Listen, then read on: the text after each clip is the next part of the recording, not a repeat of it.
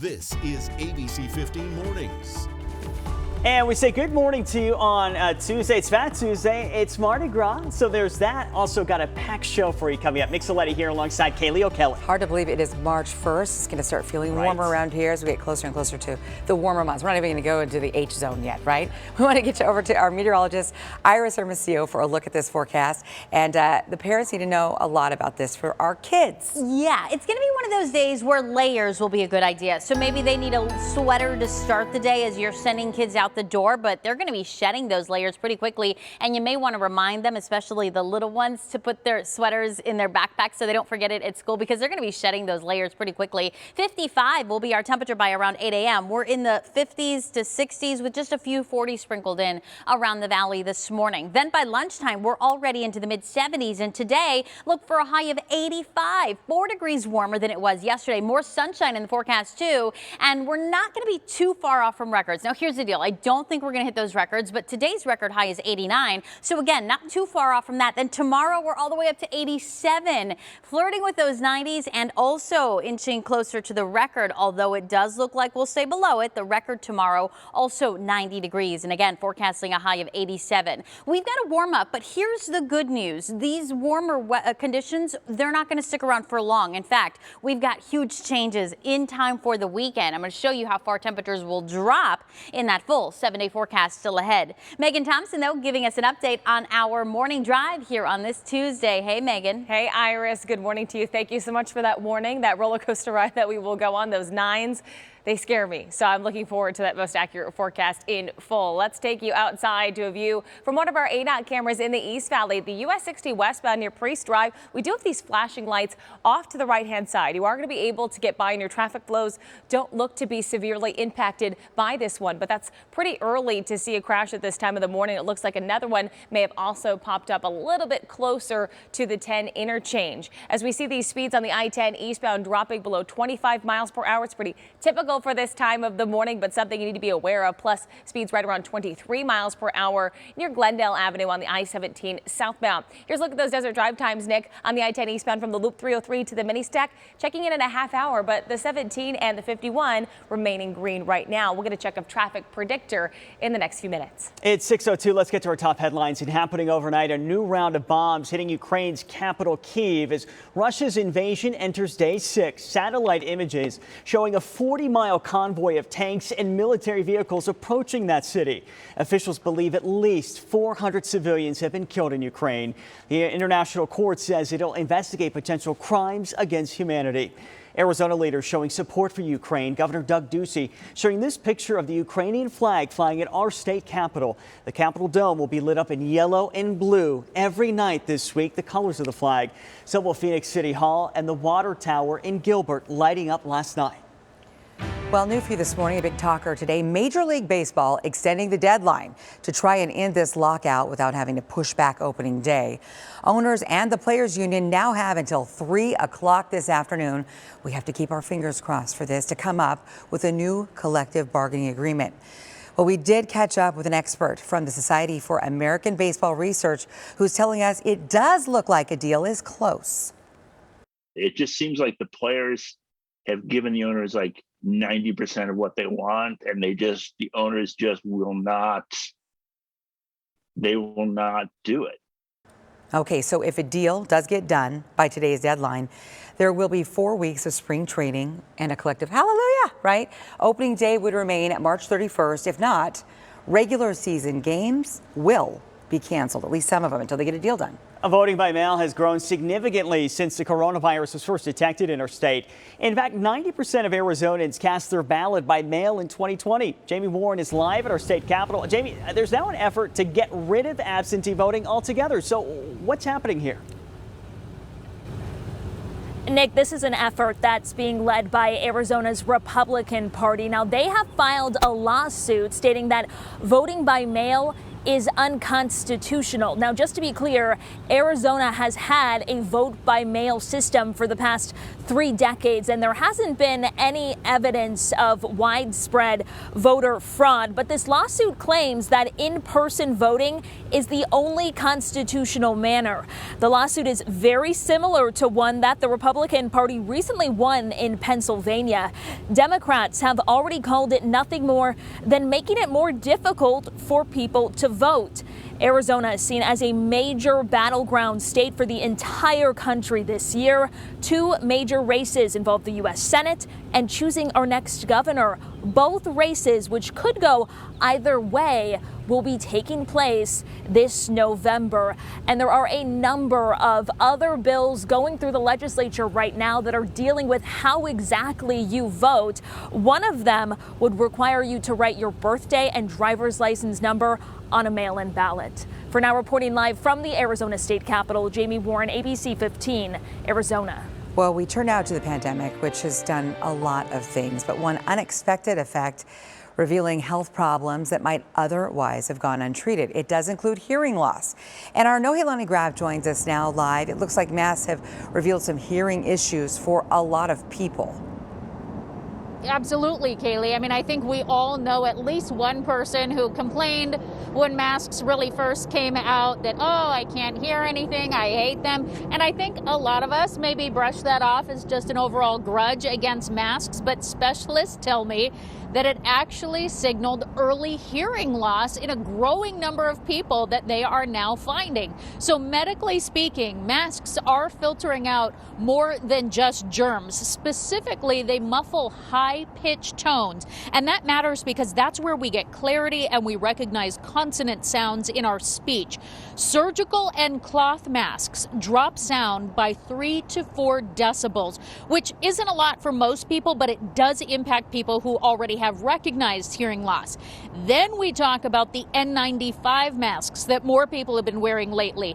They drop sound by 10 decibels, so they cut the sound volume by about half. Masks also revealed that people in the beginning stages of hearing loss were actually relying on lip reading more than they may have even realized.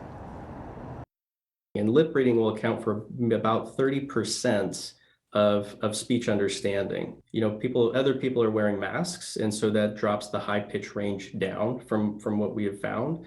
And then you take away the lip reading on top of that, and it's kind of just a recipe for a lot of frustration. So sort of a subconscious practice that a lot of people were doing. So in general, the recommendation is that you get a baseline hearing test by age 55. But even if you're younger than that, which is what they're finding, if you notice that, say, you're having trouble following conversations, if you're in crowded areas, even just a restaurant, you're having to lean in a lot, if you don't hear the birds chirping anymore, and if you're in your car and you notice more often than not you don't hear the blinker, so it ends up on forever, then it's time to see a specialist, Kaylee. Yeah, when the kids in the back seat are saying, Mom, you can't hear that? Mom, it's annoying. Mom, stop. A telltale sign. It's because of that high pitch. They can hear it, though. Fascinating. It's so true. Our Nohelani Graf live. Thank you for that insight. 6:07 and now to Operation Safe Roads update for you this morning. The Mesa City Council approving funds to update its drug detection system. I told you about this yesterday. Commonly called a mass spectrometer, it's used to test blood and urine samples to see if a suspect has drugs in their system, like after a crash, for example. City data shows requests to screen drug cases jumped 178% from 2007, and fentanyl cases specifically have risen 253%. The tool will be available for Tempe, Gilbert, and Mesa police departments to use. And a traffic alert to be aware of this week. Mill Avenue will be closed between Rio Salado Parkway and University as crews repave the area for the streetcar line. The closures are expected to last through Friday. The Tempe streetcar is scheduled to open this spring. Today, Olympian Jagger Eaton will get the key to the city from Mesa Mayor John Giles. This is happening at 3 p.m. at KTR Mesa. Eaton, by the way, is from Mesa, and he did take bronze in skateboarding at the 2020 Olympic Games in Tokyo last summer. That's exciting. I mean, really, he's a local legend. Up next on ABC 15 Mornings, a consumer alert for all new parents, a massive recall when it comes to baby formula, and this one is expanding again. Plus, what you need to know ahead of the State of the Union address. In 5 minutes, we're going live to Washington, D.C. for a preview of what you can expect to hear tonight. And speaking of live, the masks are gone, restrictions lifted, the parades are back as we show you these live images from New Orleans this morning at the return of Mardi Gras. And let's take you live outside if you're here in the valley heading out to work and not a party. It's the I-17 near Glendale Avenue, where you will be seeing plenty of cars out there on the road at this time of the morning. Some slowing, so we'll walk you through those updated desert drive times.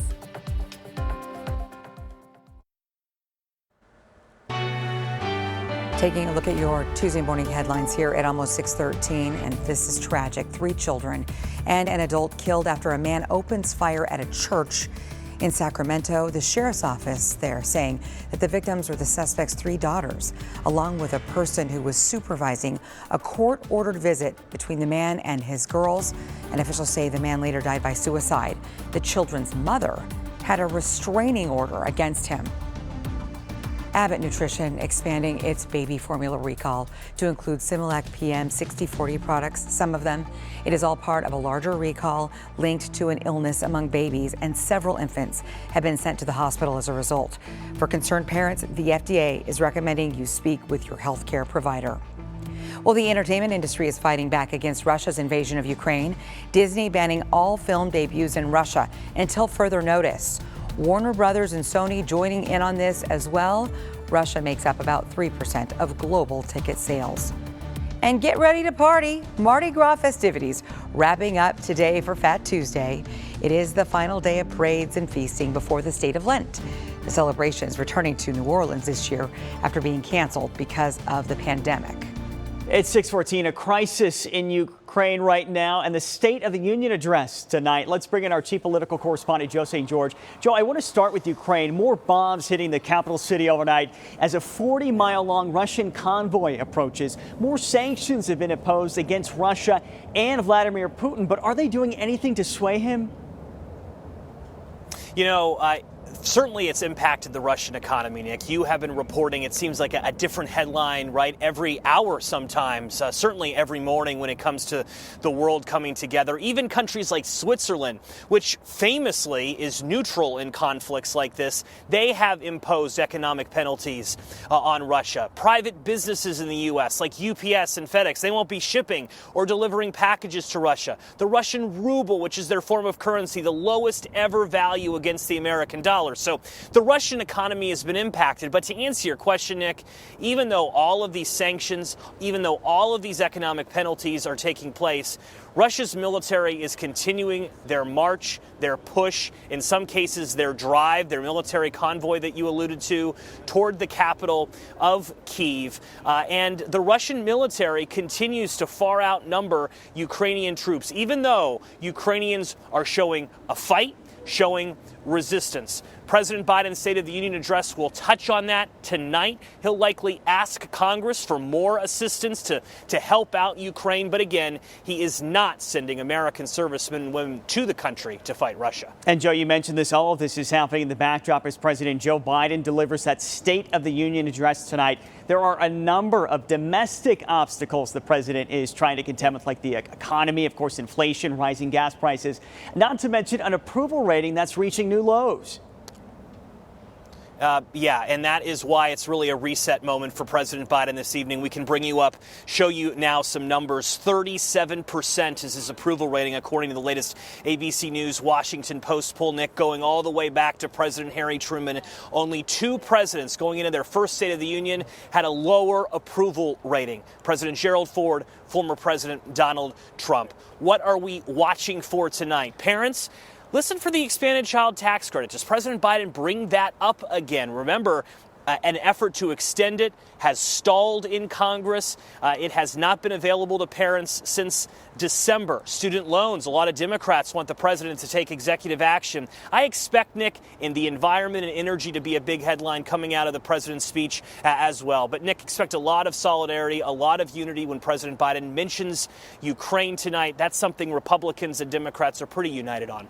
We've seen it here at home in Arizona, of course, at our state capitol, flying the Ukrainian flag and lighting up our Capitol dome in blue and yellow. Our Joe St. George live in D.C. for us. Want to mention you can watch President Joe Biden's State of the Union address live tonight on ABC15. It starts at 7 o'clock our time, followed by the Republican response by the governor of Iowa. Want to switch gears right now, send things over to meteorologist Iris Hermosillo. Iris, we are loving this warmer weather. I'm glad you're enjoying it because temperatures are going to get even warmer. We are heating things up across the valley and across the state, and we're going to flirt with the 90s the next couple of days. But this warmth not going to last for too long because we also have storm systems to track that will bring more rain and snow chances across our state. But as you're getting ready to hit the road this morning, grab those sunglasses before you step outside. The sun is not up just yet. It comes up at 6:56, but we'll see clear skies and more sunshine today. No longer are those clouds in place across the state that we saw yesterday that gave us that filtered sunshine. Instead, nothing but clear skies through the morning. You may have the heater on low in the car for that morning drive. I don't know. Depends on you. 40s, 50s with a few 60s sprinkled in around the valley. I turned up the heat just a little bit to start the day. Wore a jacket too, but you're going to be shedding those layers pretty quickly. We're back into the low 60s by 9 a.m. Then check out these highs today. Low to mid 80s around the valley. Yesterday we reached 81. Today we're adding 4 more degrees to that in Phoenix. We'll top out at 85. 85 for Mesa and Tempe. 85 in Peoria. Meanwhile, look for highs in the low 80s in Anthem and in Cave Creek. 83 in Apache Junction. Then by the time you're heading home, maybe the AC is on, or you'll at least roll the windows down and enjoy temperatures in the mid 80s, which I think we'll see those highs at around 4 to 5 o'clock. Temperatures then trend down after sunset, down to 77 by 7 o'clock. Dinner on the patio might be a great evening for it tonight with those clear skies and those temperatures in the 70s by 7 p.m. Today, a warmer day. Then tomorrow we climb even further. Look for a high of 87 on Wednesday. I told you the record tomorrow is 90 degrees. It looks like we'll stay just shy of those 90s, but it'll be worth keeping an eye on that temperature on Wednesday and Thursday too. Thursday up to 87. More clouds should keep those temperatures just below that 90 degree mark too. But again, worth watching. High pressure and control is what's sending those temperatures up. And it's not just the valley either. Look at temperatures across Arizona. Upper 50s Wednesday and Thursday for Flagstaff. Low to mid 70s Wednesday and Thursday in Sedona. So it will get warmer across the state, but then things will change as we finish out the week. We've got a cold front coming through and the first of multiple disturbances heading our way. So temperatures will drop. More winds on Friday. A slight chance for rain Friday here in the valley. Snow chances going up north. And look what's happening to those temperatures. 80s through Thursday, then 60s for highs this weekend. And in the high country, we're falling into the 30s this weekend. ABC 15 Desert Drive Time, sponsored by Accident Law Group. Well, good morning to you. Happy Tuesday. I'm Megan Thompson taking a look at those current traffic conditions for you as you head out the door. This is a view of the 51, the northbound lanes. This near Northern Avenue. We do have these flashing lights off to the right-hand side. This has been reported as a medical emergency. Move over at least one lane. But as we look at those traffic flows on our maps, we are seeing green conditions, both the southbound and the northbound lanes of the 51. As we move over to some of the crashes we're seeing, 40th Street, McDowell Road off the freeway near the 202. We have a crash to the US 60 westbound near Priest Drive near the I-10 interchange. We do still have a crash off to the right-hand side. Grand Avenue, US 60, a crash reported near 71st Avenue to keep you posted on. As we get to those desert drive times, here's what I'm tracking. Your speeds right around the 36 mile per hour range, or 36 minutes rather, on the I-10 eastbound from the 303 to the mini stack, 15 minutes on the 17, and still looking green on the 51 like you just saw from those traffic flows. And here's Traffic Predictor letting you know how those speeds will drop off right around that 7 a.m. time frame. There it is, 45 miles per hour on average on the 10 and right around 50 miles per hour on average on the 17. Well, thousands of people showing up for a glass of lemonade at 6:25.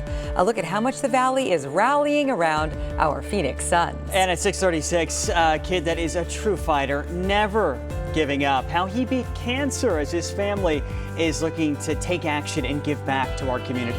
Plus, costing you more. At 6:44, why you have to pay a little more for a special Grand Canyon experience. Plus, Iris mentioned a cool down is coming. She's breaking down your weekend forecast at 6:49 in your Super 7-day forecast.